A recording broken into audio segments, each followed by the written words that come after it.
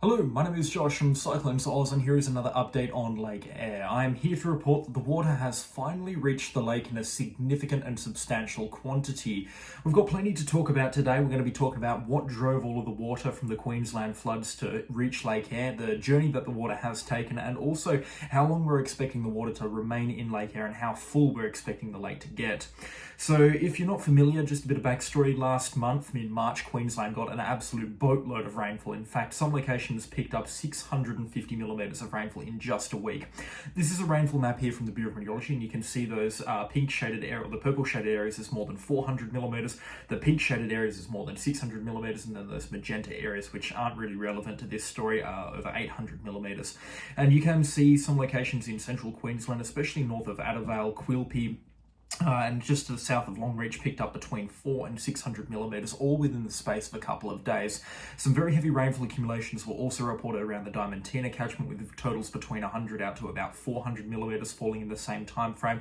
But the bulk of the rainfall was through the Cooper Creek and the Bolu River catchments in this part of Queensland. Incredibly significant rainfall, and as you can see on the rainfall decile map here, which is how much rainfall we've had comparative to other years, with rainfall here in the dark blues showing record rainfall for the period highlighted, which is March 2025.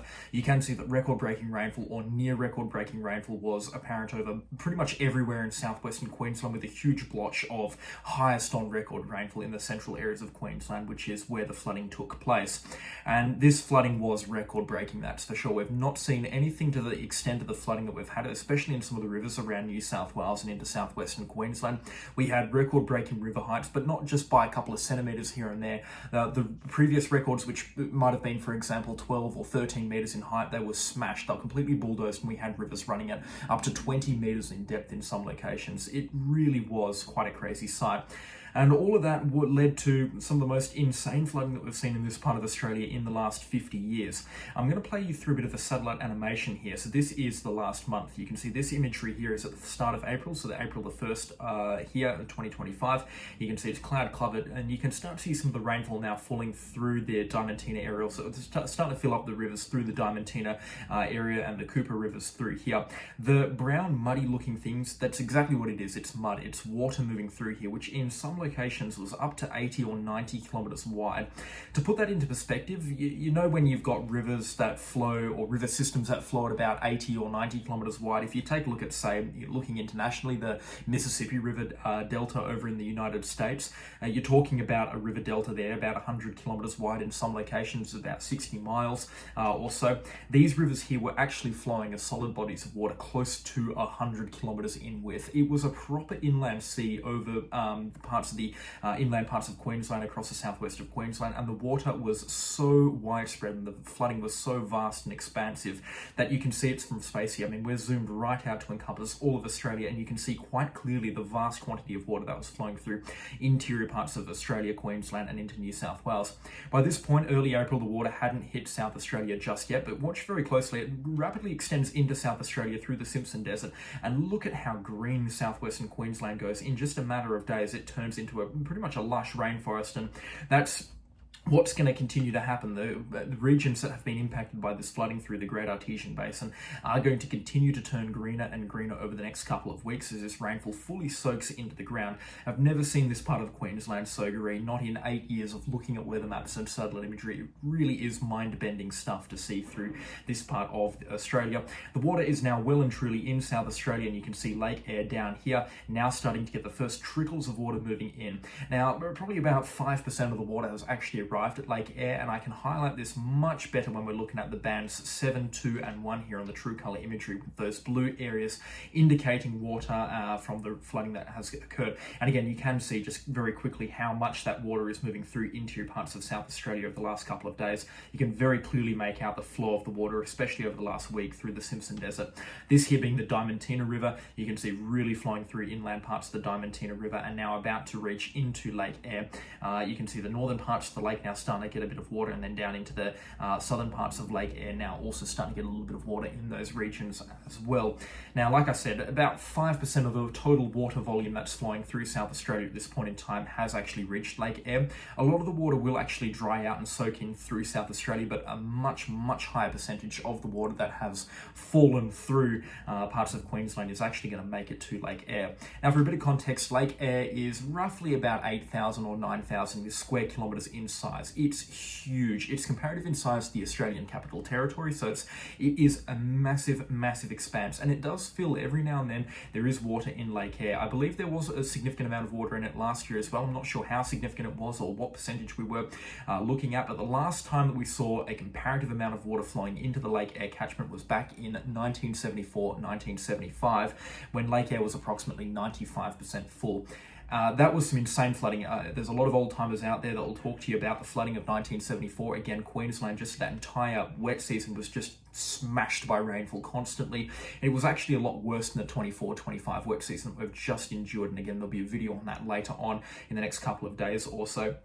But the flooding was worse in 1974-75 compared to the mind-bending flooding that we've just had. So just think of how much worse it was across these parts of Queensland. They really haven't caught a break in the last 50 years either. So the last time we had that comparative volume of water was back in 1974-75, where, like I said, that lake was very close to being full. And I believe in total there was about 8,000 square kilometres of water.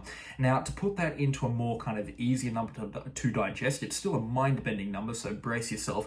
That is enough water to satiate the entire global population's water supply for an entire day.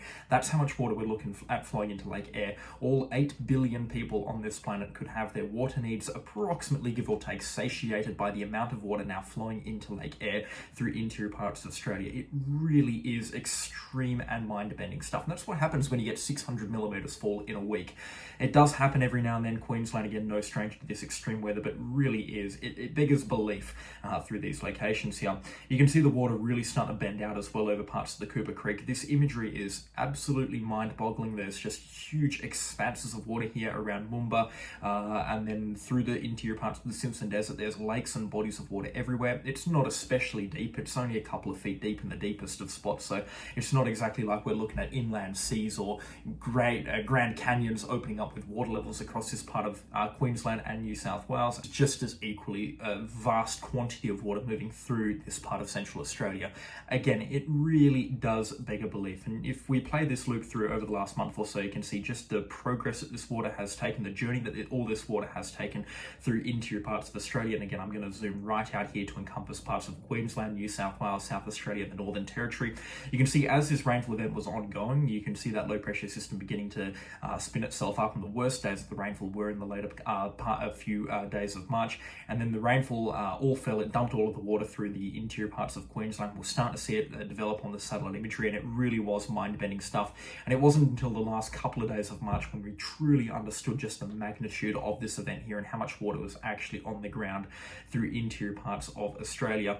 And then it's just been that slow journey over the last month of the water trickling down through the Diamantina, the Cooper River, the Bullu River, the Peru River, and a bunch of other rivers as well. I believe the Warburton River's been involved through here, and it's been just a very steady stream through the Great Artesian Basin into interior parts of South Australia, and the water has now finally arrived into the Lake Eyre system, and it's about to make its journey into Lake Eyre, holistically speaking. So the next 2 weeks or so, we expect the water levels in Lake Eyre to increase dramatically, and I imagine about 50% of the total water volume that's going to hit Lake Eyre will hit Lake Eyre in the next 2 or 3 weeks or so. It's still a little bit too difficult to tell. By June, we'll have Lake Eyre at its largest capacity, at its largest field rather. It'll be getting close to its capacity, and we'll likely have a similar quantity of water in the first couple of weeks of June as to what we saw in the later parts of 1974 into 1975, speaking in terms of those water levels and the expanse of the water that we're expecting through Lake Eyre. Water levels will be stagnant throughout June by the looks of things, and then into towards early July we're going to see a slow retreat of the water. But if we do see contributions from winter rainfall, which at this point in time is not looking overly likely, we will see Lake Eyre continue to hold its vast volume of water through June, July, and probably into August as as well. Water levels should finally begin to recede through September and October, and they'll recede rapidly as those temperatures begin to rise through September, October, and then into November. And there's likely to be very little water left in Lake Eyre as we get out towards the last couple of months of 2025. There will still likely be a few drops of water here and there in Lake Eyre as we get out towards 2026 or so, but that's just how much water is flowing through there. I mean, when you've got 8,000 square kilometers of water moving into Lake Eyre at this point in time, there's bound to be something there for the next 12 months. So again, there will still be a quantity of water in Lake Eyre for the next 12 months or so, but it will be vastly smaller as we get beyond August, and it will be decreasing rapidly every single month. So if you are planning on going to see the water in Lake Eyre, of course, make sure you proceed with caution. It's going to be four-wheel drive access pretty much only, and I imagine, just considering the magnitude of these floods, the communities around Lake Eyre, so Marie especially, they are going to be busy, so plan ahead. Make sure you've booked your campsite weeks, if not months in advance, and I reckon the best months to do so to visit Lake Eyre will be in June and early July for the best experience in terms of the weather across Lake Eyre and the Lake Eyre general area, but also in terms of how much water is going to be in Lake Eyre. After about July 15th or so, it might not be as worth it, and there'll still certainly be plenty of water in it, but the best imagery will be taken through early June and in towards late June and maybe even towards early July. But again, Lake Eyre and the region around it is going to be very busy. Comparatively speaking, of course, it's still going to be very quiet. There'll be plenty of space for everybody out there, but it will be comparatively very busy to normal. This is a very widely known thing around Australia that Lake Eyre is about to fill, so I imagine a lot of people from all corners of the country are going to be racing to Lake Eyre to have a look and just do a little bit of climate tourism around Lake Eyre. And speaking climatically as well, the expansive water, we've had a few questions being raised about what we can expect climatically in this general region of northeast and south Australia with the amount of water that's moving through Lake Eyre. And those people know of the brown ocean effect, which is where we have that significant quantity of water over a land area, and it acts like an ocean, so we get evaporation off the water levels, and that can drive weather patterns and climate patterns in that general area. Now, 8,000 square kilometers might sound like a lot of water, and it really is a lot, but in the grand scheme of things, it's not a huge amount. It's not going to have a big impact on how much water or the climate this winter season across South Australia. Certainly a negligible impact can be expected across South Australia as a whole, and if it does have impacts, it might result in 5, maybe 10% more rainfall across the northeastern parts of South Australia through this winter season. But again, don't get your hopes up for anything significant. Probably not even going to be measurable impacts either. If we were talking about this expansive water opening up somewhere in North Queensland, it could have a pretty significant result in the weather up there. But at this point in time, it's going to be very negligible and likely not measurable for most locations and regions as well. But yeah, the flooding ongoing through Queensland, New South Wales, South Australia, and even parts of the Northern Territory. So stay safe, stay dry, and remember, if it is flooded, forget it. Certainly going to be a very interesting next couple of weeks looking at the pictures from Lake Eyre. The bulk of the water has by no means arrived there yet, so there's still plenty of time to get out there and start getting yourself set up for the arrival of the water out there, especially if you've got a couple of weeks. It'd be a very pleasant time of the year to be out and around the Lake Eyre region as well. So if you're going to do it this year, because it's going to be unlike anything that we've seen before, or unlike anything that we're probably going to see in the next 10 or 15 years or so. Fingers crossed and touch wood, that's for sure. But yeah, just thought another quick update as the water reaches Lake Eyre and the fill now begins. The very long process filling the lake now begins. I do hope you've enjoyed this style of video update. Again, if you have, please consider leaving a like and also subscribe to the channel if you haven't already. A special shout out, of course, to the channel sponsors. Their names are on screen right now, and again, I could not run the show without them, and their support is much appreciated as well. But that is all from me today on Lake Eyre, and I'll catch you all at the next storm. Goodbye.